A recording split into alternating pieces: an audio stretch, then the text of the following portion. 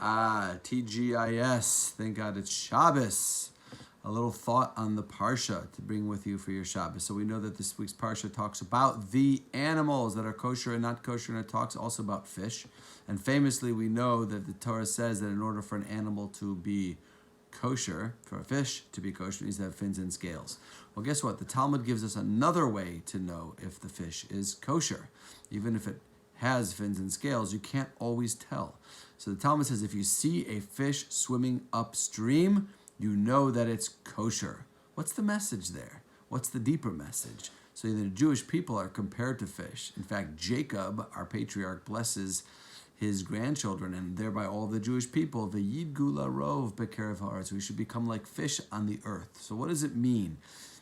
I think there's an idea here that's pretty deep, which is that a fish, in order to be kosher, swims upstream. If we, the Jewish people, are compared to fish, that means in order for us to be kosher, we have to have that ability to go against the tide, to go against what everybody else is doing. Abraham, the first Jew, the proto-Jew, he excelled at this. He lived in a world of polytheism, of darkness, of paganism, and he said, you know what, they're all wrong. The whole world is wrong. He was the iconoclast, the one who understood that the world had it all wrong. That's why he's known as Avraham HaIvri, Abraham the other one, because the whole world looked at the things this way, and Abraham looked at it this way. And we are the Hebrews, we are the descendants of Abraham, and therefore we also have to have that quality to be able to go against what everyone else is doing. The world has been moving in a certain direction with a certain flow of energy for many, many, many millennia. And the Jewish people have always bucked the trends and have always been willing to stand up and do things differently when necessary. But there's another idea about fish that I want to share. You know, some people have a custom to make sure that they eat fish at every meal on Shabbat. Fish are very connected to the whole concept of Shabbat. How so? I confirmed this once with a friend of mine who's a fisherman. Interesting thing. You know, all day long a fish is in the water chasing after smaller fish to try to chop them and eat them and enjoy them. And that's how a fish makes its livelihood, by eating other fish.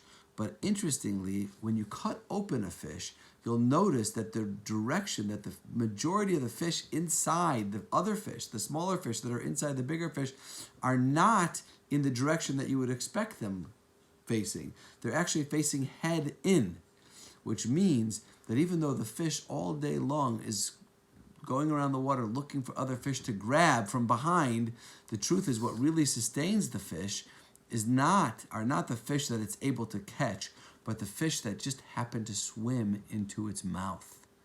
That's a great analogy for our lives. We spend our lives very busy throughout the week working to earn a living, as we should, and as we're meant to. And we're making deals, and we're calling people, and we're making meetings, and we're doing everything we can to earn a buck, to earn a living, so that we can do the important things that we need to in our lives.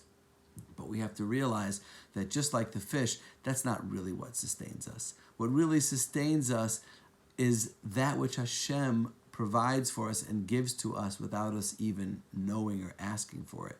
On Shabbat, we stop our trolling for other fish. We stop our trolling for our livelihood and for the things that we need, and we stop.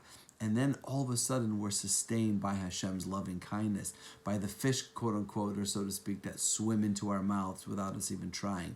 And we realize that that's truly reality. The true reality is everything we have comes from Hashem. Throughout the week, we go through the motions, we do the necessary effort to find and to provide and to acquire, but really on Shabbos, when we slow down and we're honest with ourselves, we recognize that we're no different than that fish, that everything that we have is just what Hashem gave us in His loving kindness, like the fish that swim into our mouths, the fish that swim into the big fish's mouth.